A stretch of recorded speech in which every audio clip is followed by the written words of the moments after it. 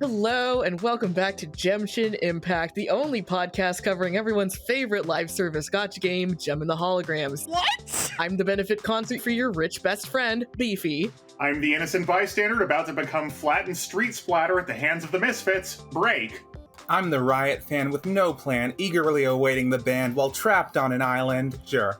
Hi, I'm Red. You can just call me Hungry because I do love me some bangers. Might pass in the mash pit though. And I'm all those pixelated images of Rio's in Cool Trash Magazine, Wander. Stop!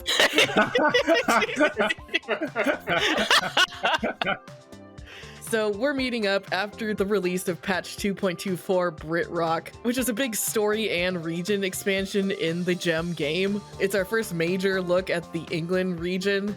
Yeah, we were given a little bit of a sneak peek during the Renaissance Fair event that they had over the summer, but now the full region is unlocked now. Honestly, it hasn't changed that much in terms of the gameplay. It's an open world action RPG, you roll for characters, you roll for costumes, there's rhythm game elements, and the two different story paths, Team Hologram and Team Misfit, unfold as we travel across the world. Yeah, and what's really remarkable about these two stories is that they kind of continue the themes introduced in the summer event while being a little bit more grounded, just because the summer event had so much going on. It was actually almost overwhelming at points. What we're talking about is, of course, the summer event version 2.21 Renaissance Woman, which was a sneak peek at the England region and also had a story that was just absolutely batshit insane. And it wasn't just Renaissance Woman, it was like every other patch up to this point has just kind of been gradually getting weirder. Yeah, what is going on? Everything is becoming unhinged. We just had them go to Shangri-La and then Tech Rat sent them back in fucking time. What? We had a whole damn Scooby-Doo mystery where the culprit was revealed to be a monkey. There was the train hijacking, and Oh god. I was almost wondering if I was playing the same game as before. Like the end of the America story before even getting to the British story was like fucking insane. The Washington fucking Marauder. Like, who is this Captain Crunch motherfucker? And why does the president look like Ra's al Ghul vis-a-vis Nixon? What is happening? Now he's one of the few people who's actually privy to Jericho's true identity, which is fucking crazy. Synergy is put under direct threat for like once and forever. The stakes were so high in all of those patches. Like, the player characters are all threatened with erasure from history. They were gonna die on a mountain on the way to Shangri-La. Yeah, I don't appreciate the cold mechanics in that one. Yeah. Ugh, yeah, Eric was almost eaten by a dinosaur for a second there. Again, wondering if that's a teaser for like future time travel shenanigans, or like maybe we'll get raptor mounts. I don't know. That'd be fun. Yeah, because they like built that whole dinosaur model, which means that they're probably gonna reuse it somewhere down the line, right? I mean, like, I love Hasbro, but we know they're not above reusing assets. Oh my god.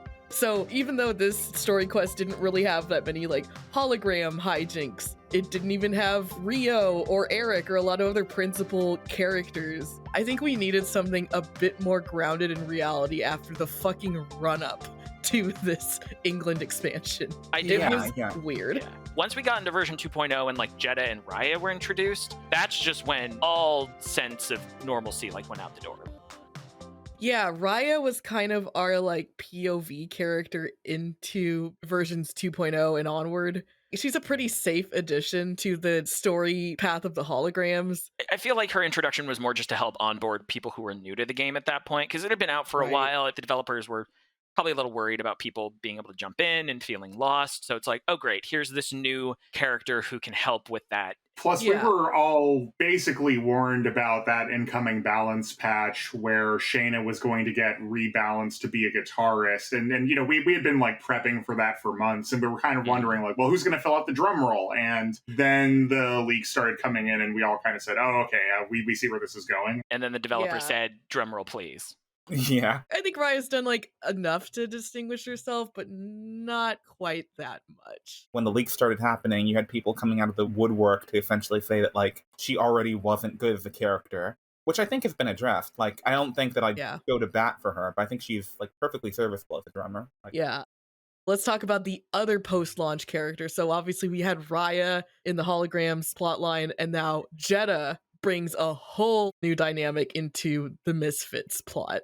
Jenna makes her presence felt instantly. And it's not just because like she adds the sound of the saxophone to the Misfits audio DNA, which is just fantastic. It's incredible. That intro song that they had together was one of my favorite rhythm game songs to ever play. It is so banging. But like even in terms of character dynamic, Jedha brings something new to the table, which is surprising because the Misfits already had like a very powerful trifecta. Going into version 2.0, the Misfits dynamic is like Pizzazz is the lead bitch. She's the alpha hyena, the brattiest, the most psychotic, and the richest. Roxy's kind of like her right-hand woman. She's like the muscle. She's street smart, but she's literally illiterate because she dropped out of high school, which is, you know, when you learn how to read.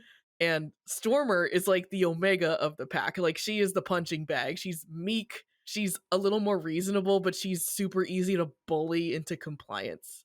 So Jedha adds this whole new dimension to the group, coming in as kind of another beta member, like around the same level as Roxy. But her thing is that, number one, she's British, and number two, she's a massive compulsive liar. Because she says that she's fucking royalty. Yeah. Her whole time on screen in these last couple chapters has just been her bullshitting the other Misfits. And they're too dumb and unsophisticated to figure out the follow-up questions or judge that her accent really clearly isn't like a high-class one. We are talking about people who routinely derail yachts, plant bombs everywhere, slap daytime TV show hosts, and then rip her light rig down, which crashes around Jem and surrounds her with a field of electricity that could kill her at any moment.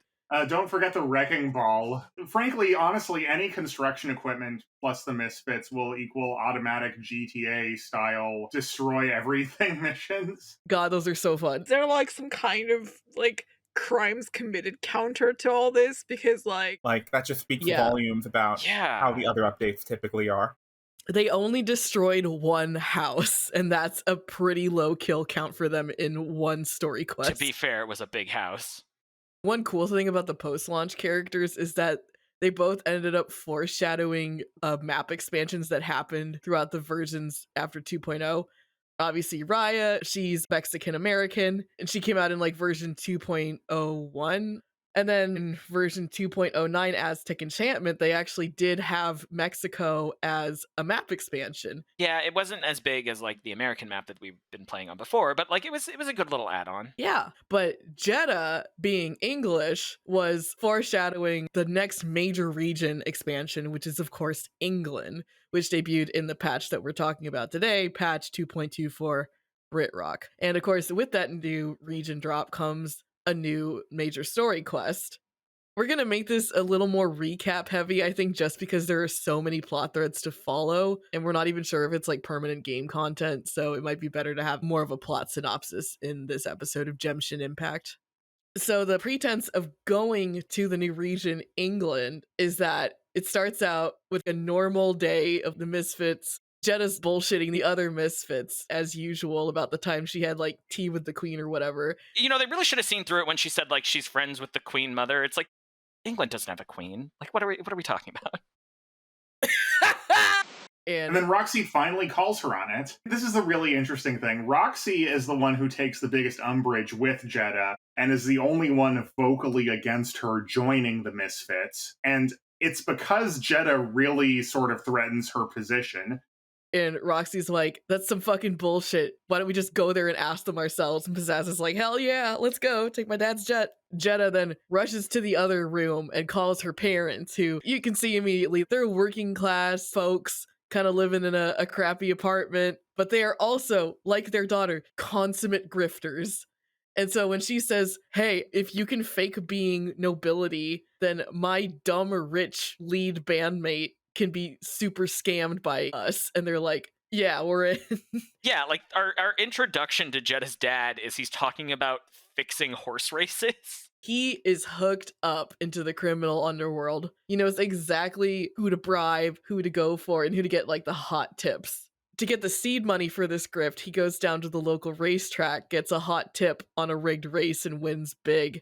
And his buddy tips him off that, hey, there's this nobleman at the racetrack too, the Earl of Wessex, Lord Trevor. Not Wessex. Wessex. Guy's down on his luck. He's noble in title only. He's gambled away his estate. He's worth absolutely nothing. And Jetta's parents see him and they see a mark. And they approach him about letting them pose at his estate as the nobles in charge so they can grift this rich American rock star idiot. Yeah, and he's completely on board from go. He essentially takes no convincing at all. Yeah, the only question he has is, oh, you want it to happen like tomorrow? Yeah, sure, we can do that. It turns out, of course, the holograms have a reason to be in England as well. The reason that the holograms have for being in England is that they're brought on board by this guy called Sir Hugh Ridley, a very Ginger Jesus-looking individual who was essentially known for doing these benefit concerts, which is very familiar to anyone who's played this game for this long. Benefit concerts are kind of one of the reused aspects of the story. But in this instance, he's not actually doing a benefit concert for charity, but rather is doing a very ambiguous concert that's still for someone's benefit. It's his benefit. Like, it's not a benefit concert, it's a concert for him so that he can earn money. He deadass says it's to help my friend, the Earl of Wessex. Which, like, hey, if your benefit concert is to benefit your other rich dude friend, like, that's a look. Yeah. I think it's the first instance in fiction of having a countercultural benefit concert. I don't think it's a good look for the holograms, but like, whatever. Apparently everyone's like, yeah, let's do it. So the Misfits arrive first in England. They touch down at the airport. The outfit when Roxy disembarks the plane. She is dressed for Jetta's funeral. She is like, I am here to see your reputation die and be buried with her cotton candy veil. Absolutely incredible. That veil is just like marvelous. Like the fact that she's being mean while wearing a veil, like that's pure Lucille Bluth energy. Like there was literally like, I forget who it was, but there was like a celebrity that showed up to an interview about their rival dressed in funeral attire. Oh, I gotta find it. It was iconic. That is powerful. Jetta's parents have invited them to their supposed noble estate in Wessex. Stormer breaks off from them at the airport to head to London because she wants to see her brother, Craig, who, as we learned earlier in the version, lives in England or performs in England, at least. Craig kind of represents the bridge between the two bands. Like, in the premiere quest of version 2.0, Craig was actually a contender to be in the Holograms band. Yeah, he was competing against Raya for the position of drummer. We know that he's at least half misfit by blood, being Stormer's brother, but he also has a romantic involvement with Aja of the Holograms, and that was like a source of conflict for him, was his romantic feelings for Aja, tied with his blood loyalty to his sister's band. He might end up being kind of a pivotal character in the Gem and the Holograms lore. I know he's like a 4-star character or whatever, but it'd be like really crazy to think about like him having a 5-star kit as a major band member. But that remains to be seen. I mean, my hope for him in the story eventually is that he kind of pulls Stormer out of the Misfits and puts her in the Holograms, because I'm just so sick of her taking all the shit that they give her. Poor girl. Yeah. So the Misfits arrive back at Wessex, with Jetta's parents greeting them at the door, just dressed in their absolute finery. And oh, here's their butler, Lord Trev. And the Misfits are, they're actually pretty impressed that like Jetta managed to walk the walk, and the grift is in full swing. As indicated by her parents not even bothering to hide their accents. Luckily, the Misfits are all too stupid and violent to question this. They're all just kind of delighted at the prospect of being entertained in a stately English manner. Meanwhile, Lord Trevor's running his own grift and has his goons, Bimmy and Jimmy, mention that they've traced him to a club in London, and not to worry, since they'll make sure that the real Earl never returns to claim his title. Very shady stuff. And he has been insisting to both Jetta's parents and his goons, whatever he's doing has to be pulled off by 8 p.m. tomorrow. So then back in London, the Holograms arrive, and they head off immediately to Sir Hugh's club, Ginger Jesus. And while there, they run into Craig. He's excited to see them. He's very excited to see Aja, since they've had, that romantic past. Craig is there playing drums for Ginger Jesus's good buddy, Mason, and his band, the Blue Bloods. And wouldn't you know it, Mason is turning 21 at exactly 8 p.m. tomorrow. Do you think the only other character here working with an 8 p.m. tomorrow deadline whose band is literally called the Blue Bloods? Guys, do you think Mason might be the real Earl that Lord Trevor was talking about? It seems Could improbable. be. Honestly, I'm not really sure at what point in the story the audience is supposed to know, and if the answer is less than immediately, I'm just gonna be really confused. But at this point, like, I think everyone's kind of feeling that it's been a hot minute since any actual gameplay has happened, which the story actually kind of addresses in the next segment, where smash cut over to Jetta's family launching the grift and just giving Pizzazz a random crap around the estate for grossly inflated prices. You kind of get into like the haggling simulator, which is kind of fun. So next morning, they find the stables, they find this poor fox in a tiny little cage, and they launch into the first rhythm game number, I'm Gonna Hunt You Down. Wherein they just ride the horse all over the estate, even through the manor itself, hunting and tormenting this poor, poor fox. The costumes slap. I think like Pizzazz's riding outfit is absolutely incredible. I can't wait for that to be yeah. like, Straight up, that being an event reward costume, like, thank God. It's good, Right. yeah. Like will say- just the costumes in this game are so good, which I think is just a hallmark of any live service gacha game. Like, could you imagine like a gacha game that didn't have a ton of good character skins? It's crazy. It's like free money. Yeah.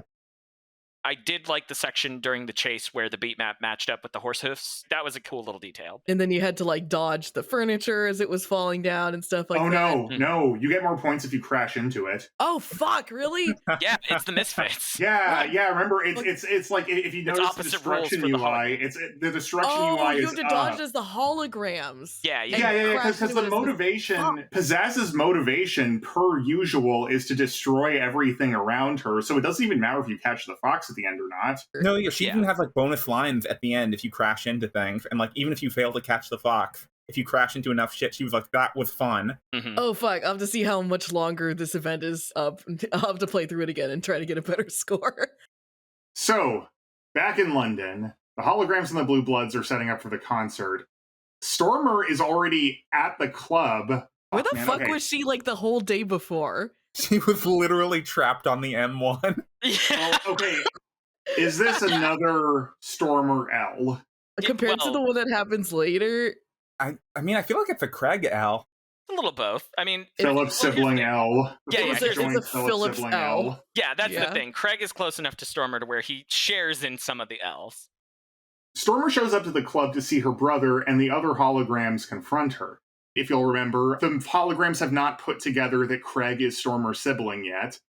Craig, in the stupidest way possible, introduces everyone to his, quote, secret. He's like, okay, listen, I really like you, and I gotta come clean and be honest with you. I've been keeping a secret, and so I'd like to show that to you. And in his mind, the secret is, oh, my sister is in the Misfits, you're mortal enemies. But when he goes to introduce his sister to his budding girlfriend, he says, I'm Craig Phillips, this is Mary Phillips, she is my secret. And of course, Aja's first reaction to that is, oh my god, he's married and has been leading me on. I mean, Yeah, with like his bandmates yeah. are actively commenting while it happens about how he's doing this all wrong, and then they just leave the room because they know it's going to be a shit show. They don't want to be there. If she shrieks, your wife? Slaps him and storms out. And then Kimber, of all people, fucking slut shames Stormer. Yeah, Kimber, the sexually liberated young bisexual woman that she is, slut shames Stormer's brother. But this is where Stormer takes the L, because Kimber slut shames her too. She says, Craig, how could you do that? Lead Aja on like that when you're a married man? And Stormer, you ought to be ashamed. Like, dude, if the situation was the way you're reading it, Stormer's the cuck. She wasn't part of this. But I Yeah. mean, Kimber also Wait. like has feelings for Stormer, so she's also a little Yeah. bit hurt herself. Yeah. No, that's what I Yeah. read into it. Like, Kimber is definitely more angry at Stormer than she is at Craig. Yeah, Oh god, you're super right. That was the Stormburst subtext of that scene. How did I not see it? Anyway, he's immediately like, no, ugh, she's my sister. And I mean, okay, at least to her credit, Kimber is immediately mortified and just rushes out to tell Aja immediately. But see, I don't think this she is- apologizes to Stormer though. she doesn't. There is truly no W in Stormer. This is a really interesting point, though. When confronted by his bandmate who says he should go and apologize to Aja, Craig actually dips into misfit mode for just a little bit. He gets really indignant and bratty and says, no, she's the one who made an assumption. She should apologize to me. And then, at the height of all of the drama, with all of the finger pointing and the confusion, guess what happens next? I don't know. Something explodes. Yeah, Oh my It god! explodes! Jesus Christ! They put a bomb in the drum set! You got it. Lord Trevor's goons put a bomb in the drum set to try to kill the real Earl, of course. Oh, of course. As you do. Okay. All right. All right. So the lads rush in and save both the Phillipses. The club is utterly destroyed at this point. It blew some of the ceiling off that has Craig pinned under some rebar. It's a girder, right? It's fucking Takes big. 4 of them to lift it. Craig All right. should be dead. Yeah, he's crushed underneath there. It takes 4 of them to pull it off of him. There's fire everywhere. Stormer injured her leg, but everyone is pulled out. In the meantime, Mason is off in the corner saying, this is all my fault for some reason. He straight up tells Jerica, I'm pretty sure my uncle tried to kill me because I turn 21 tomorrow. And Jerica's only response to that is, oh, what makes tomorrow's birthday so special? To be fair, Jerica, who I think she's never Jerica this whole patch. Like she No, stays she's always in, Gem. She stays in the Oh, Gem okay. persona Yeah. like 25/8. But Gem/Jerica is, I think, just so unfazed by attempts on her life that she doesn't even question that it might be crazy for somebody else to have to go through that. Yeah, she's just like, oh, you only have one guy trying to kill you. Must be nice. You know, trauma Yeah, she's takes like- a lot of forms. Sometimes it's, you know, being completely unfazed by your friend about to be assassinated. Sometimes it's nightmares of a giant pizzazz come to crush and eat you again. Yeah, this is just normal in the music industry. Anyway, so Mason, the lads, Gem, and half of the holograms have decided they've had enough of everyone's shit and head straight to Withix. Yeah, even though he's like, I won't tell you why my uncle's trying to kill me when I turn of age 21 at 8 p.m. tonight, but I will tell you that I'm going to stop him. He's in Wessex. Like, son, who are you trying to fool? Like, Ginger Jesus basically outed you in that interview back in the States when he's like, this benefits for the Earl. Like, we know it's not for Uncle Trev. It's Yeah. for The Mason. band's name is the Blue Bloods. The fucking Blue Bloods, dude. The whole time Mason was talking to his bandmates, I was like, does he know? Does He know? Does he know? All Oh, right. and I guess Aja and Craig reconcile because, Because they both realized they acted like idiots. I mean, I suppose a explosion and near-death experience is enough to get you to put your pride aside for a little bit. Anyway, so at this point, Lord Trevor is freaking out. He hasn't made enough money off of selling knickknacks and furniture, and his creditors are literally at his doorstep. Yeah, to make matters worse, his goons have come back and reported that they failed to kill Mason, who is pretty clearly his nephew.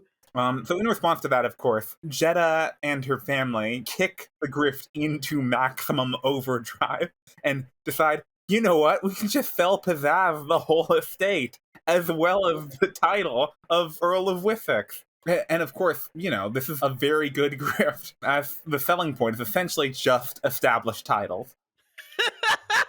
Yeah, like Jeddah even makes the argument. It's like, listen, we're just gonna play to her pride. We're gonna make her feel special. I think she even at one point says something like, even Gem doesn't have a title. Yeah, she said Yeah. you could be a real lord or lady. Even Gem doesn't have a title.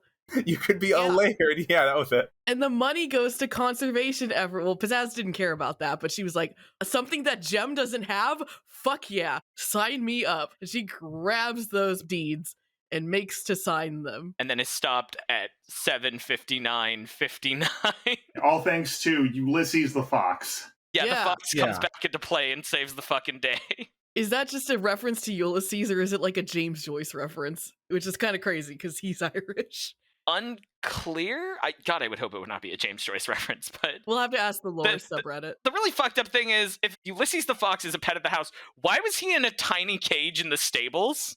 Like, was it because Lord Trevor caught him because he hated his nephew and planned to, like, eviscerate him later? It's fucked up. But yeah, Mason busts through the door at the stroke of 8 p.m., commands Ulysses to grab the property papers, and as soon as they touch his hand and the last chime of the clock rings out, Bongs. bongs, as they say over there, Mason is now officially 21 years old. He is of age to be the true Earl of Wessex. And his uncle, who was just a temporary owner of that title, is now completely out of the gig. The bad guys attempt to flee, and we actually see the only very sparse use of a hologram in the entire story quest. Jem says, synergy, a pack of hounds to bring those mongrels to heel. Which, Yeah. Yeah. Jesus. just, what the hell? Is this the start of the evil Jem arc? So she summons a pack of foxhounds in their path, which causes them to do a 180 and get tackled by the lads in the band. The bad guys do not actually make physical contact with the foxhound holograms, which means the hard light debate will just have to wait for another day. Yeah. Oh, I didn't even notice that. That's a good point. We still don't know. It's a pretty prosaic hologram, all things considered. It's not like the last time they did this secret royal plot where she literally summoned the national dragon guardian of that country to bow before the true heir. That wasn't the last time they did that plotline. What is with these pro-royalty plot lines in Gem and the Holograms? Yeah. It's really like monarchist, I guess. It's wild. Yeah, and I mean, this is just underscored by the fact that Mason's like, haha, I didn't want to tell you because I wanted you to like me for myself, even though my uncle used all of my money, and now the benefit concert is exclusively for me. Which, like, I'm sorry, if you're nobility, even if you're not, like, rich on paper, but you have a noble title and some influence and you're begging for cash urgently, I'm gonna assume it's for, like, court fees, and I'm not gonna give you anything. Well, I mean, also, this is England. He automatically has a seat in the House of Lords. He's a part of the government. Like, he gets paid, I'm sure. Yeah. So Jem has the bright idea and says, okay, well, the club's like absolutely smithereened, but we can have it right here at Wessex Manor because you know who's really good at bailing out rich people is other rich people. So the next morning, they set up the benefit concert and they get a bunch of rich assholes to attend and donate to the cause. Yeah, and then that kicks off the second rhythm segment, which is, of course, Between Me and You, which is also a bit of a doozy. So while I'm Gonna Hunt You Down was actually a rare, strictly diegetic Gem rhythm sequence, like it was just overlaid over the actual fox hunt happening in the story. This one was actually the typical Gem half diegetic, half abstract music video, where it starts out with the holograms performing this song and then turns into a fantasy sequence. Yeah, but and usually it's like a fantasy sequence related to someone in the holograms, but this time it's specifically Mason's fantasy about like being king and queen with Jem. Yeah, which is weird because they had no chemistry and like they'll set up temporary romantic interests for Jem and maybe even Jerica, but in this one, like they just didn't have anything going between them at all. Well, Yeah, I I mean, we mean- all know what it was, and what it was this is, you know, a gotcha game. The main character needs to be available to whatever character is introduced. Honestly, Jem and Hugh had more chemistry going for them because at least Yeah. they appeared to have like a pre-existing relationship. But alas, that's who she's paired with in the music video is Mason. Yeah, in his twisted fantasy. in his fucked up weird little fantasy where he conveniently and very heterosexually pairs off every member of the holograms with a member of the Blue Bloods. So Kimber, being nominally the second most important hologram, gets the second most important person in the entourage, which is, of course, Ginger Jesus. Aja is paired with Craig, naturally. But then Shayna and Raya just kind of get the leftovers, and they end up dancing with the two, like, just schlubby-looking rando dudes that are also in the band. They just have NPC character models that you just constantly kind of forget what they look like. Yeah, like, these guys aren't going to be playable. Yeah. Anyway. It's interesting that this self-benefit concert actually succeeded against all odds. Self-benefit concert. Yep, it turns out the rich people pitied one of their own so much that not only did Mason get enough to pay off all the creditors and save his estate, but Ginger Jesus got the revenue he needs to build up his club again. So the rich continue on with no consequences marring their lives. Yeah. Great. Yeah. The rich get richer and the poor just get shrapnel in their bodies. The poor get, if they're lucky, a guy who thinks he's Robin Hood to give them back the taxes. God, yeah. All right. So just as a quick wrap up, we see the Misfits are left scrubbing dishes in the kitchen as the self-benefit concert is going on outside. And leaving off on a fun little note of Jedha continuing to compulsively lie her ass off to the rest of the Misfits by telling them that she is actually the long-lost twin of Mason, and that the whole kerfuffle with the estate was them trying to deny her birthright. Yeah, and then they have like a cute little moment where they use Roxy's burst animation where she like shoves a helmet on her and then absolutely slugs her in the head. Yeah, you can tell that Roxy's absolutely loving Jedha getting her shit kicked in. Mm-hmm. Yeah.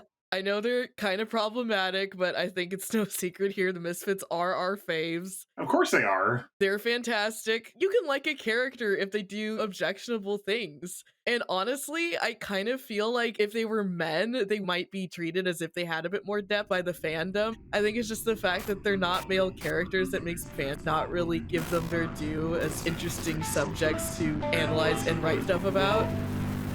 They may be domestic terrorists, but they have depth to them. But that was the main story. And we're not even at the end of this version yet. Still waiting for that Craig banner. It's got to be coming, right? Like, he's been pretty important in this version. And they've shown, like, he works on either team. So whether you're, like, more of a hologram main or a Misfit player, Craig's going to bring something to the equation. It would be interesting if we got, like, a third faction. Maybe they just throw in a new band. But, like... Yeah, I know that we... You know what? No, we don't discuss leaks. Never mind. Oh? Yeah, I know we should. Yeah, there was some stuff on the subreddit. There's some blonde people. We don't know when. We don't know who. I mean, I already know everything. And we're not talking about Dance or Ashley or Video. No, these are new. No, yeah, Ooh. these are new. They're like in a set. So that's going to be interesting. I mean, God, they've left so many storylines open-ended here. Like, we know we probably have at least 2 more updates before the end of this version, right? And we get into version 3.0. Yeah, that seems likely.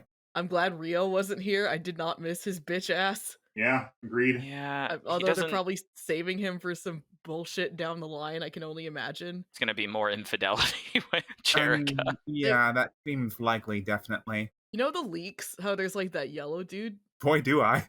Do you think that's Rio? There is some leaked data on what his name is, and I think there is strong evidence that it might be. Oh, wow. So, hey guys, I have a stupid question. Weren't we covering a different live service game? Like, I'm not crazy, right? Like, What? I can swear Wait, what? Hold on. Wait a minute. Was it- No. We hear me out, okay? Like, we were a podcast for a different live service game. Like, Yeah, Gem and the Holograms. I mean, the show is called Genshin Yeah. Impact. What? What other live service game could we be talking about? Final Fantasy 14? We were a Final Fantasy 14 podcast, right? Oh. The critically acclaimed MMORPG Final Fantasy 14 with an expanded free trial, which you can play through the entirety of Realm Reborn. Gem is excitement. Ooh, Gem is adventure. Glamour and glitter, passion and fame. Gem is truly outrageous. Truly outrageous. Whoa, Gem.